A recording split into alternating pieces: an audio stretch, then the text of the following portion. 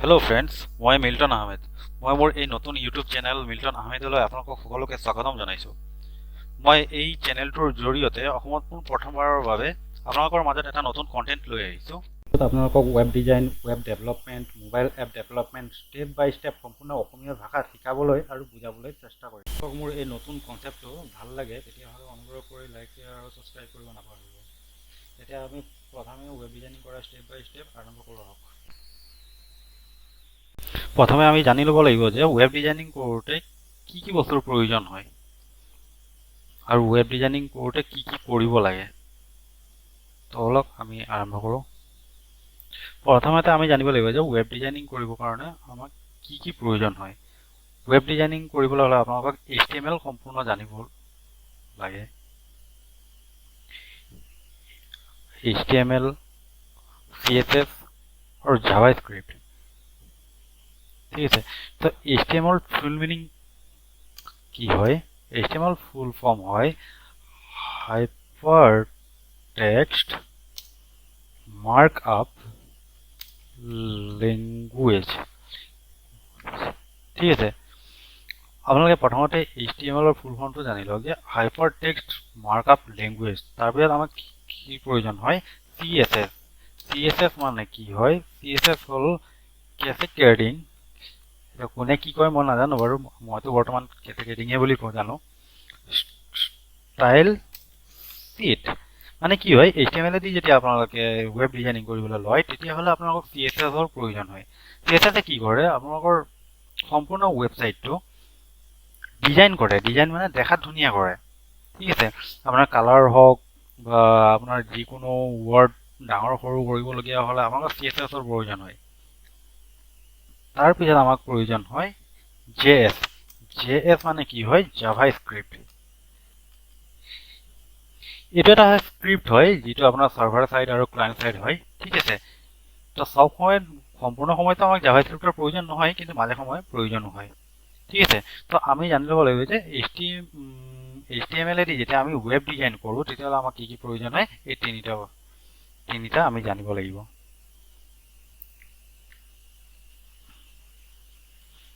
তাৰপিছত আহি গ'ল ৱেব ডিজাইনিং কৰিবৰ কাৰণে আপোনালোকক এটা টুলছৰ প্ৰয়োজন হয়, যিটো হৈছে আপোনাৰ, মইতো আৰু সাবলিম টেক্সটটো ইউজ কৰোঁ। সাবলিম হয় এইটো, আপোনালোকে চাব পাৰে, এইটো সাবলিম টেক্সট হয়।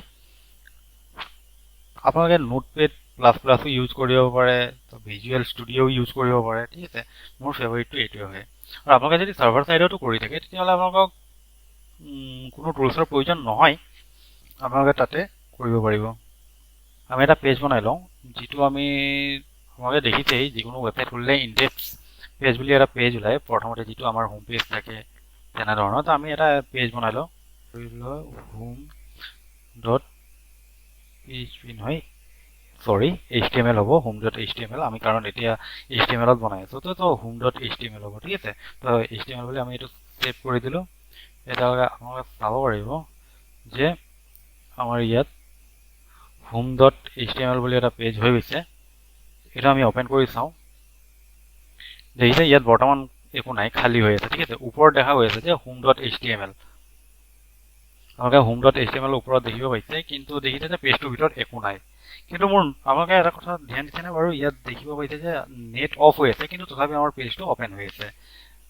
এইটো কিহৰ কাৰণে হয় আপোনালোকক বুজাই দিব বিচাৰোঁ যে HTML যিখিনি পেজ হয় সেইখিনি আপুনি যিকোনো ব্ৰাউজাৰত ডাইৰেক্টলি অপেন কৰিলেও অপেন হৈ যায়, কাৰণ সেইখিনি HTML যিটো লেংগুৱেজ হয় সেই লেংগুৱেজখিনি আপোনালোকৰ ব্ৰাউজাৰত কমপ্লিটলি ইনক্লুডেডে থাকে। ঠিক আছে, চ' সেইখিনি আপোনাৰ লোকেল হোষ্টৰ পৰাও ডাইৰেক্টলি অপেন হৈ যায়। ঠিক আছে, এতিয়া বলক এই হোম ডট HTMLৰটো আমি অকণমান ডিজাইন কৰি চাওঁ, ইয়াত কি কি কৰিব পাৰি। আমাক পোনপ্ৰথমে লাগিব HTML। আপোনালোকে চাওক, অকলে মই লিখি দিয়াৰ লগে লগে ইয়াত HTML বুলি ছাজেষ্ট কৰি দিছে। তো আমি কি কৰিব লাগে? এণ্টাৰ মাৰি দিব লাগে।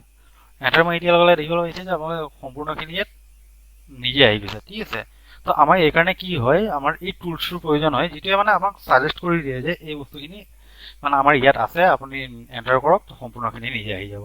ঠিক আছে, তো আমি ইমানখিনি লিখিব প্ৰয়োজন নহ'লে এইচ বুলি লিখি এণ্টাৰ মাৰি দিলোঁ, লগে লগে আহি গ'ল।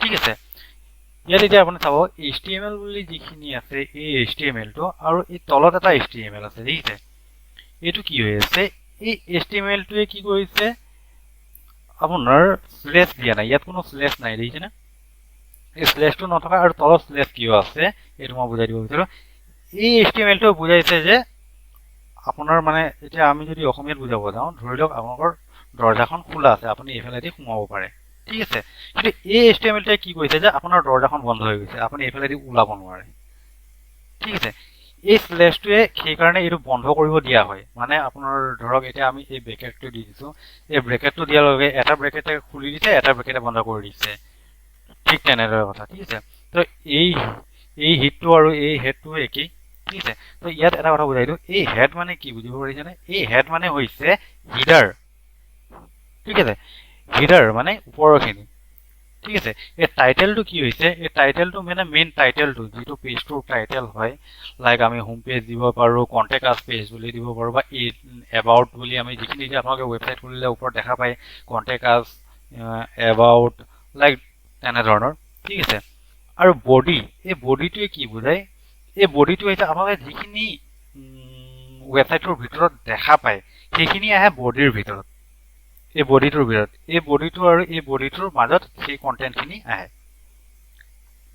ঠিক আছে তো এতিয়া আমি চাব লাগিব এই টাইটেলটোৰ মাজত মই কি লিখিম বলক চাওঁ এই টাইটেলটোৰ মাজত মই লিখি দিছো হোম পেজ ইয়াতে কি আৰু সেভ কৰি দিছো মই কন্ট্ৰল এছ মাৰি সেভ কৰিছো যেটো এটো সেভ হৈ গৈছে ঠিক আছে তো আমি চাওঁচোন এই হোম পেজ বুলি এটো কোড লিখা আছে আপোনাক মই দেখাই দিওঁ এটা চাওক এই ওপৰৰ যেটো home.html আহি আছে এতিয়া মই এটো ৰিলোড কৰি দিয়াৰ লগে লগে ইয়াত হোম পেজ বুলি আহি যাব চাওক ওপৰত হোম পেজ বুলি আহি গৈছে মই ৰিলোড কৰাৰ লগে মানে এই টাইটেলটো কি কৰে ইয়াত শো কৰায় ওপৰত আপোনাৰ যেটো ব্ৰাউজাৰ চাৰ্জাৰ থাকে তাৰ ওপৰত টাইটেলটো শো কৰায় তাৰ পিছত আমাৰ কি আছে এতিয়া আমি আৰু এটা বস্তু আমাকে বাকিবোৰ ৱেবছাইটত দেখা পাইছেই থাকে যে যিকোনো ৱেবছাইট আমি মানে চয়েস কৰিলে বা আমাৰ ৱেবছাইটৰ ভিতৰত গলে এই হোমটোৰ সাইডত এই যেটো আপোনাৰ এই গোল এইটো দেখা পাই ইয়াত কিছুমান আইকন দেখা পায় নে বাৰু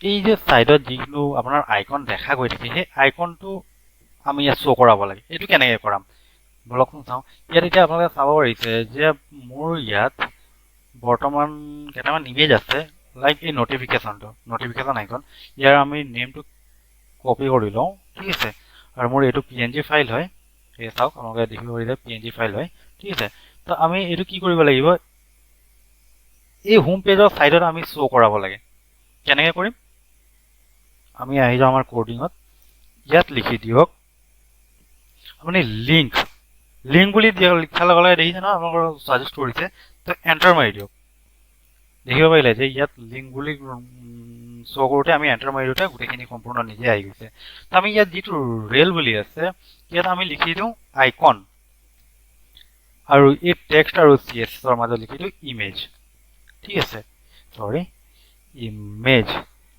তাৰপিছত আমি এই হাৰ্ব বুলি যেটো আছে এইটো আপুনি ইয়াৰ মাজত দি দিয়ক আপোনাৰ লিংকটো যেটো আপোনাৰ ধৰক আপোনাৰ যদি সাৰ্ভাৰ সাইডত থাকে তেতিয়াহলে তাত আপুনি যেটো ফোল্ডাৰত আপোনাৰ আইকনটো আপলোড কৰিব সেই ফোল্ডাৰটোৰ নেম ইয়াত দিব লাগে তো আমি ইয়াত এতিয়া ফোল্ডাৰটোৰ নেম নিদি কি দিওঁ মোৰটো ডেস্কটপত আছে ন ডেস্কটপৰ ইয়াত আপুনি ধৰক এয়া মোৰ ডেস্কটপ লিংকটো ইয়াত আছে তো মই ইয়াৰ পৰা কপি কৰি লওঁ কপি কৰি ইয়াত দি দিওঁ ইয়াত দি দিলে আপোনাৰ home.html টো কাটি দিওঁ ঠিক আছে কাৰণ home.html টো ডেস্কটপত আছে মোৰ এই নটিফিকেশ্যন আইকনটো ডেস্কটপতে আছে সো মই এই লিংকটো কপি কৰিলো তো ইয়াত মই দি দিওঁ .png কাৰণ মোৰ এই ফাইলটো আছে png সৰি এটো কমা হৈ গৈছে ডট হ'ব ইয়াত .png এতিয়া আমি ফাইলটো সেভ কৰি দিলো এতিয়া বলক আপুনি চাব পাৰিব ইয়াত এই আইকনটো দেখা পাব এটা আমি ৰিফ্ৰেশ কৰি দিওঁ এটা এবাৰ ৰিলোড কৰি দিওঁ ৰিলোড চাওক আপোনালোকে দেখিব পাৰিছে যে ওপৰত এই আইকনটো আহি গৈছে ঠিক আছে এতিয়া আপোনালোকে দেখিব পাৰিছে যে ইয়াত আইকনটো আহি গৈছে মই আকৌ এবাৰ ৰিলোড কৰি দিছোঁ চাওক সেইটো আছে এতিয়ালৈকে গুচি যোৱা নাই ঠিক আছে আমি ইয়াৰ তলত আপোনালোকে কি এই হিডাৰটোৰ যিখিনি ভিতৰত আপোনালোকে ষ্টাইল শীট যেটো মানে মই আপোনাক বুজালো অকমান আগতে কৈছিলোঁ যে এই CSS খিনি এই হিডিঙৰ আণ্ডাৰত আহে, এই হিডাৰৰ আণ্ডাৰত আহে, ঠিক আছে। তো আপুনি যেতিয়া আমি ছেকেণ্ড পাৰ্টত আমি চাম যে ইয়াত কেনেকৈ ষ্টাইল শ্বিট দি আমাৰ বডিটো আমি বনাব পাৰোঁ, ঠিক আছে। তো আপোনালোকে এই ভিডিঅ'টো চাব, চাই লৈ যদি কিবা বুজাত অসুবিধা পায় তেন্তে হ'লে মোক কমেণ্ট কৰিব, মই কমেণ্ট ছেকশ্যনত আপোনালোকক নিশ্চয় হেল্প কৰিম। আৰু এই ভিডিঅ'টো যদি আজি ভাল লাগিলে তেন্তে লাইক আৰু শ্বেয়াৰ আৰু ছাবস্ক্ৰাইব কৰিব নাপাহৰিব। আজিলৈ ইমানে, ধন্যবাদ।